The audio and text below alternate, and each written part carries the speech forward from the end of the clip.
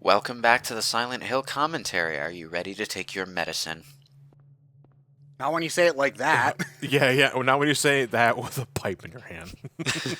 That's how every game of Dr. Mario starts.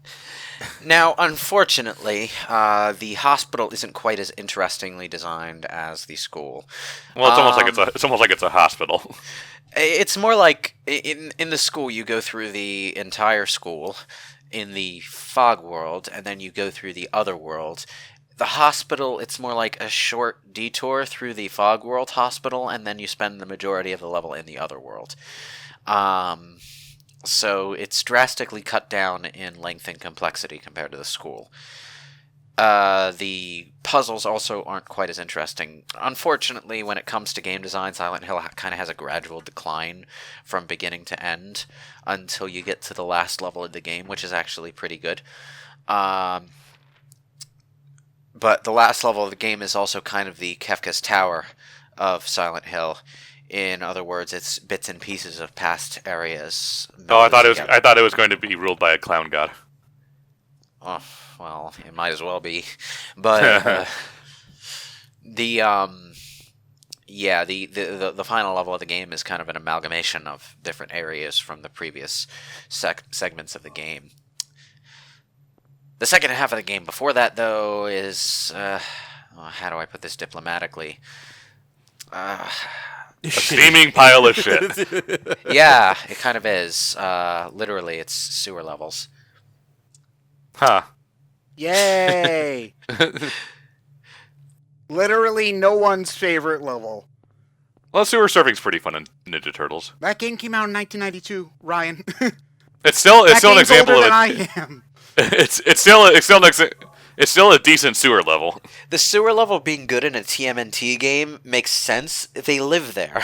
But, you know, that's the exception. It still counts it still counts as an example. Yeah, it's the exception that proves the rule, though. I guess.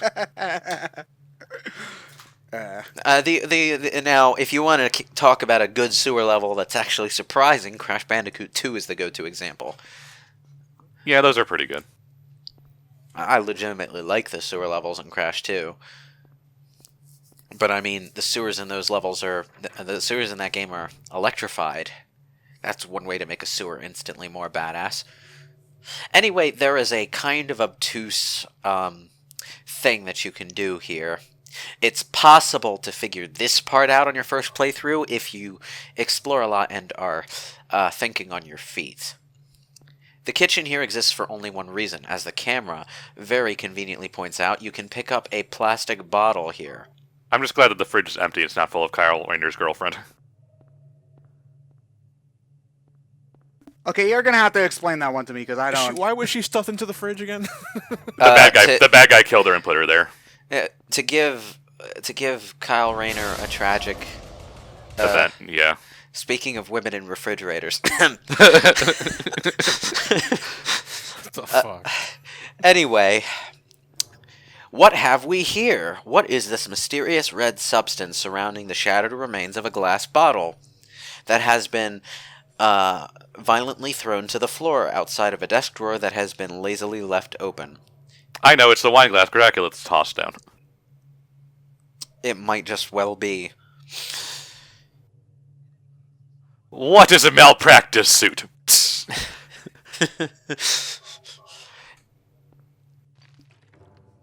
Wait, so he took oh wait, no, there was a little bit on the bottom part. Because I was like, Yeah. if you're trying to scoop the liquid off the floor, you're gonna be there for a while. Yeah, you can take the remains in the bottom of the bottle and pour it into this bottle here. And You got a bottle, but more importantly, you got a bottle. Yeah, but that's all you can do with it for now. Clearly looking at that scene, though, you can tell that that the bottle was taken out of the drawer that was open and just thrown to the ground. Someone went into that office and deliberately destroyed the bottle.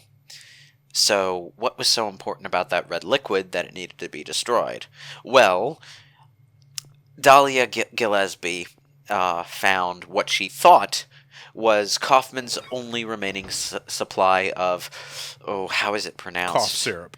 Not cough syrup. Cough syrup.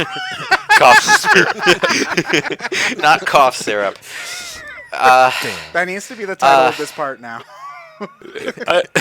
And then in this porno spinoff, I've got something for your throat, all right? My own special blend of cough syrup. What did you think it was?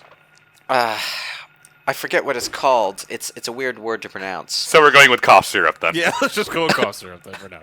Oh man, I knew It's- that cockroaches could survive through the nuclear apocalypse, but they can survive in Silent Hill. That's even more It's impressive. it's a substance based on a real life herb, I think. Aglaophagus? Is that what it's called? Something like that. Cough syrup it is. Basically, it's a liquid that expels evil. And Holy water. somewhat, yeah. Well, it's less holy water because it's more of an occult thing. Like, I think it's more closely associated with pagan religions. Holy than, water then.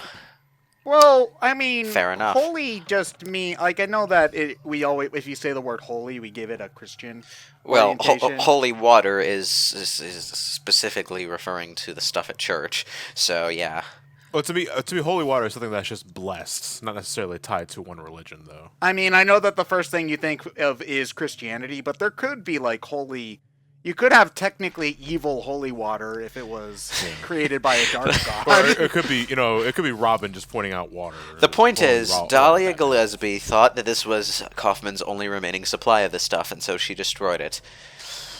Kaufman has a second hidden supply that he specifically squirreled away, and he left this other bottle in his desk so that Dahlia would think she had destroyed his only remaining supply of Aglaophagus. It was kind of clever, actually. He left it there so that she would find it and destroy it and think she was safe, and hid another bottle of it somewhere else so that he would have it and she wouldn't know about it. If you find his second bottle, you don't necessarily need to collect the sample here, but if you find his second bottle, you trigger the good ending. He'll find you at the hiding spot and take it from you and disappear, and at the end of the game, he'll show up and throw that bottle at the final boss. The power of Kaufman compels you. So wait, if he worked for the cult, why is he helping you then? Because the He's cult had betrayed enough. him. Okay. The cult essentially betrayed him. He was not expecting this whole situation to happen, and he also realized that Dahlia was holding things back about her true intentions regarding the birth of this god. So he Weren't you part of the cult? Yes, but I'm a good guy now. Don't Gasp! worry, it's a good cult. I've decided to go to Scientology after this. I'm not sure if that's better or worse. There is a mysterious fourth floor that wasn't there before. Oh, those wacky Japanese and their superstitions about fourth floors. You know, something really, really cheesy that I found out when I was playing Castlevania Portrait of Ruin is that when you beat death, he gives you 4,444 experience points, which is like, The English, the Japanese equivalent of giving 666 experience, yeah. yeah. We have transitioned into the other world. And in the transition, we saw a hazy image of Alessa going through the antique shop that we visited before, but it was locked, so we couldn't get in then. So our goal here is to find the key to the antique shop so that we can pursue Alessa. We don't necessarily know it's Alessa yet, but we're going to find out about Alessa in the hospital, because the hospital is a significant place to Alessa. Oh boy, is it significant. Because in a secret... That's where she was, like, locked up, you said, right? Yeah, in a secret basement compartment that we're going to discover as we explore here. And then the Alessa, ironic part is that despite being an antique shop, it uses a card key as security. No. It doesn't. That'd be funny, but It'd be funny, but it doesn't. In any case, this series of hallways, none of the doors work, so yeah, just keep going forward. yeah, just keep going forward until you're back in the hospital. Is that where PT got their idea from? Might be. That'd be interesting, but So how is PT connected to I know that it was a demo. we For have no Silent- idea how it was going to be connected to Silent Hill. We just because had the demo. because they never finished the game. Yeah, okay. Yeah, it was just a teaser for what stuff would happen. Yeah, we don't necessarily know. They had plans, I'm sure, and there's a compelling theory that I'm not sure has been debunked or not, that the story involved, I mentioned this last time we got together to record, but MK Ultra brainwashing. So it probably had something to do with a character who had brainwashing and some sort of trauma related to that, which would bring it in line with the with Jacob's Ladder, a major inspiration for the entire goddamn series. Anyway, now that we're in the hospital and fighting the enemies here, what do you notice about these nurses? Do they have big boobs? I was looking away. No. I know that that's a thing in Silent Hill They're 2. kind of hunched. They're hunchbacked and disgusting. And there are doctors to go with the nurses. Oh, okay, I get it now, because she doesn't like she was afraid of the nurses and doctors. The nurses and doctors have a parasitic growth on their backs, which, in my interpretation, I'm not sure if this is official or not, represents the monkey on your back, or rather a drug addiction. I thought they were just plagas. It would be interesting if that is the case, because I know that that's an English saying. I don't know if there's a Japanese equivalent to it that specifically refers to the back, or if they were thinking of that saying in English when they were writing the game. Well, one or the other. A monkey on the back for me is brings to mind mostly the mostly Eddie Dean from the Dark Tower series, who was a drug addict, and his tarot card was the prisoner with a monkey on its back. So the monkey on its back is supposed to describe your posture? No, it's just a saying for it's an issue you have. It's a monkey on your back. It's something that won't leave you. It won't let go, and you kind of need to get it off. What if I like monkeys? It's just an expression. Don't think too much about it. No, I want answers, damn it. There's a Lynyrd Skynyrd song that uses it as well. About drug addiction. You mean Lynyrd Skynyrd made other songs that aren't Sweet Home Alabama? I know, right? It's weird. Or Freebird. Oh yeah, or Freebird. In any case, what I wanted to point out secondarily is that none of the nurses are overly sexified in this game. The sexy nurses that became so iconic to the franchise were a Silent Hill 2 thing. And they actually made sense there. Yeah. They made sense there. As a secondary point, there is a second version of the Silent Hill sexy nurse from Silent Hill 3, but they fit in there as well because they are marginally less objectified than the ones James Sunderland did, but they're in the same location, and the entire hospital area there that you go through when you're in Silent Hill toward the end of the game, there's a subplot there involving this crazy mental patient and him stalking you and leaving you creepy love letters.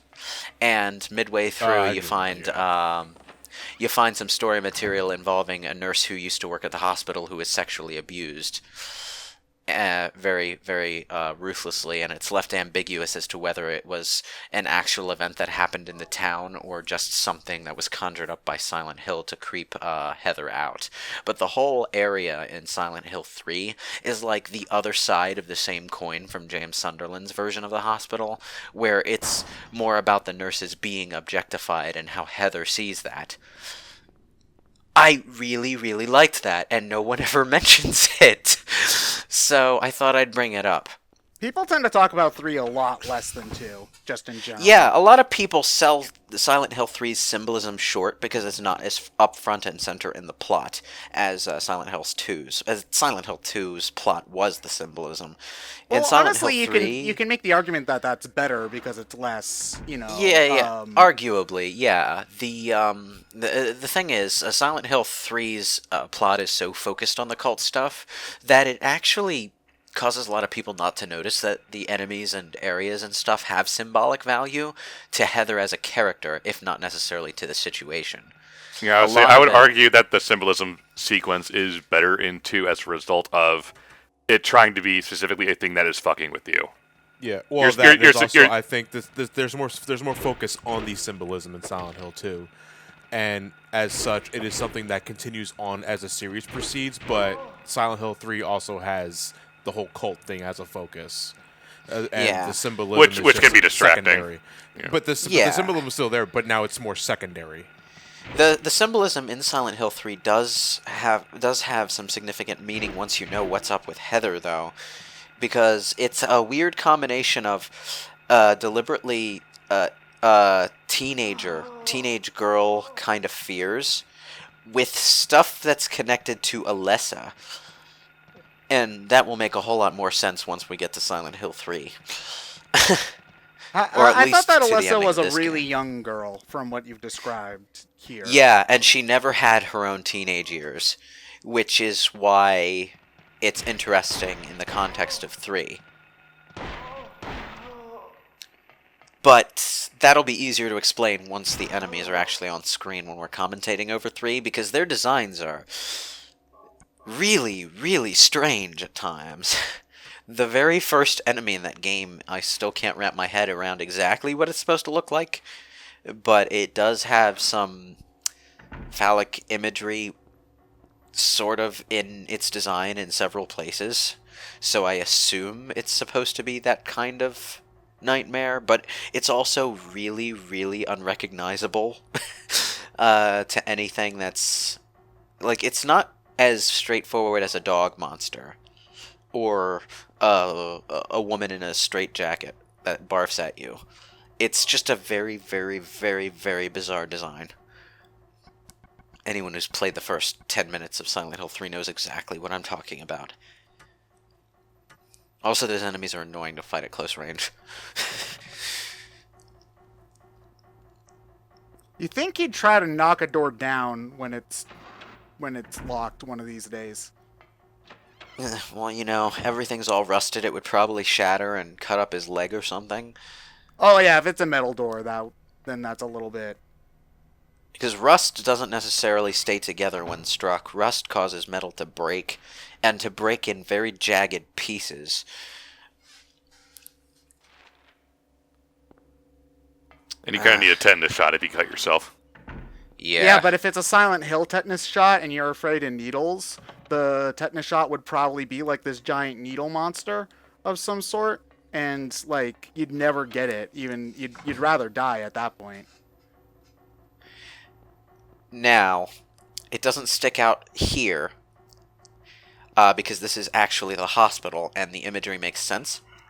But throughout the other world, both in Silent Hill 1 and in Silent Hill 3, you quite frequently see images of stained hospital beds and wheelchairs, which is all references to Alessa's life while she was trapped in the hospital.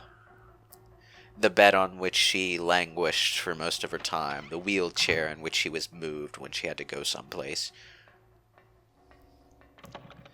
It's depressing when you have the full idea of what Alessa's life was like. But one of the weirdest things about Silent Hill 1 in particular is that it's pretty obvious that Alessa was completely burned all over her body and unrecognizable as a specific person.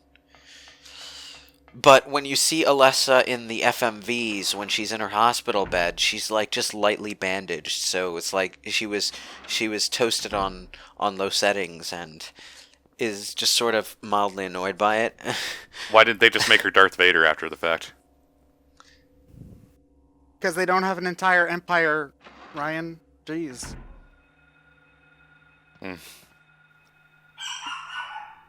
Yes, dog. Is that a zombie dog or a normal one? No, it's a squeaky things from when we kick him on the ground. Oh, okay. It'd be funny if it was a zombie dog, because I've never seen a zombie chihuahua before. Looking it up now. Hold on. I'm sure some horror movie has done it. So, okay, so I thought that they had like a noodle head for a second, but that's just kind of an optical illusion with their hat and the light hair that they've got. So I thought that would have been... Yeah, that's probably not what they were going for. Never mind. Anyway, we've already had a set of keys in town that were based on Wizard of Oz themes. In the hospital, there are slabs that are based on Alice in Wonderland symbols. Return the slab. Somebody built a Medusa into the wall. Wow. This is one of the creepiest little moments in the series, and it's really just a key item thing. There's this set of tentacles that if you get too close, they instant kill you. They're blood-sucking tentacles, so what you need to do is lure them to the side by dropping a blood packet. The sound these things make are kinda gross. And they never appear again. They're not like a recurring enemy or anything. This is just a one-time obstacle. How odd. Yeah, well, I mean, I wouldn't want to know where they came from. Like, I mean, I want to know where the rest of the Medusa is, because they chopped her hair off and put it in the wall, but, you know, that's more of a safety thing, so I can stay away from the rest of it later, as opposed to, man, I'm really curious about that Medusa kind of thing. I mean, I am, but that's because I'm not, like, actually there. Actually there, yeah. It's like anytime if you like actually find yourself in a terrifying situation, your common sense would more often than not get the better of you in those sorts of things. Now, the parasitic doctors, or whatever their official name is, they are kind of annoying to fight. Yeah, I noticed you were trying to fight them earlier, and then you just said screw it and went to the gun. Yeah, this is the point in the game where I actually start using the gun more often, because the enemies start to get a little too fast, a little too tricky to hit with the melee weapons. And you said that there's generally enough ammo to go around, right? Yeah, there's generally enough ammo to go around. And if you've been using the melee weapons primarily up to this point, you have a surplus already. Oh, this is like an alphabetization puzzle or something, but it's not actually relevant now. That the plaques here don't have any meaning until you get to the same area in the final part of the game. So, yeah. You can look at the blank plaque that doesn't currently say anything. I forget. You probably mentioned this in an earlier part, but how much does this game want you to write stuff down so you remember it later? Somewhat. Somewhat? It's a good Okay. idea. Somewhat is a good idea. It's not until Silent Hill 2's upper puzzle difficulties that things get really hard to track in your head. Yeah, I remember Silent Hill 2 puzzles on the higher difficulty getting quite insane. Ah! Yeah. I get it. I just realized what I said. All right. I'm a monster. Well, you're not in Silent Hill, so you're not one yet, John. If you were in Silent Hill, it probably would be like, I don't know. Like, what would be Buffer. John's Silent Hill monster? Do we really want to go down that rabbit hole? Now they're weirder than I thought that they were going to be, John. So now I don't. It'd be monsters about rendering times.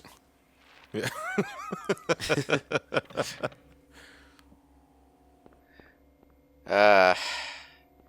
Frame drops.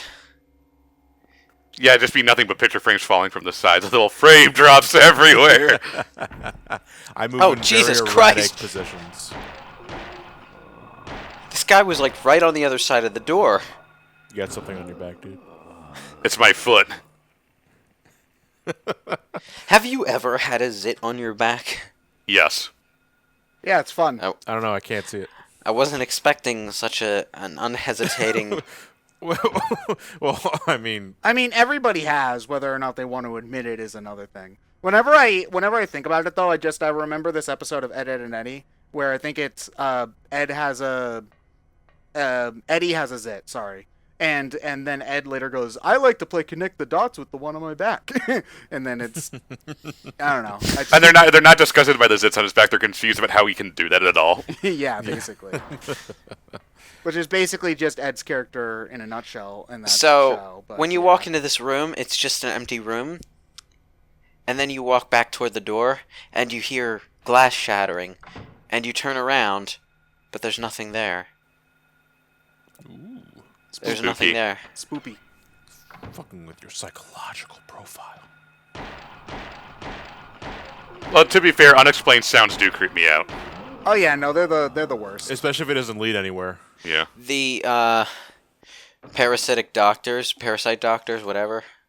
Oh, that's the room where Lisa is.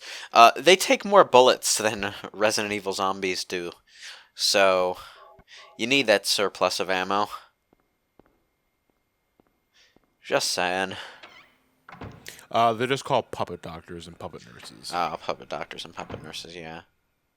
And the the parasite on their back isn't just symbolic of Lisa's drug addiction, though. It's also symbolic of the hospital itself being a front for the drug trade. How Alessa would know this, or know enough about it to construct a nightmare image of it, is not clear.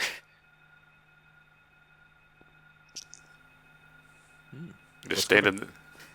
I'm cooking meth. Oh, I'll leave you alone then. By the way, you have something on your back. Where? On your back. It kind of looks like there's a baby growing in it, but that might just be PS1 models and stuff. Potentially. I mean, that'd be interesting if that was another thing they were going to be using in PT, but... Yeah, it doesn't look like a baby in the artwork, so... Ah, okay then. Okay. Yeah, it just looks like a humongous growth. Babies are creepy. I like how Harry Mason's bottom hand on his gun moves off the gun every time and the recoil happens. Are you even holding on? Well, I mean, here's the thing. That some stuff like that could actually be interesting in animating a character that clearly doesn't know how to use a gun, like if their form's bad on purpose. Well, not on purpose, but like... Well, that was basically Resident Evil 7's shtick. Where he knew how to use a gun, but he wasn't like proficient at them. He wasn't super quick at it, and it's really smoothly made a point of too, because when you play the DLC as Chris Redfield, he is much better at using his gun than Ethan Winters ever was. So, like, Ethan will go into an idle pose when you're not firing, whereas Chris Redfield always keeps his gun at the ready while you're working. While he knows what to expect. So. Yeah, so I just like that about Resident Evil 7. So what Starburst are we going to collect next time? Hopefully not the yellow kind. Yeah, hopefully not the yellow kind. That was number 4, so the answer is none. Aw. Oh. Okay, the official Starburst rankings is pink, then orange, then red, then yellow. And if you anything but yellow. It's funny you bring up ordering, because there is actually a puzzle connected to these 4 MacGuffins we just collected. Ted would be useful in this puzzle then. Yeah, they Starburst actually released like an all pink Starburst package recently, and I kind of wanted it, but the pink's not as special if they're all pink, you know, if that makes sense. I like it as an individual, not as a cult.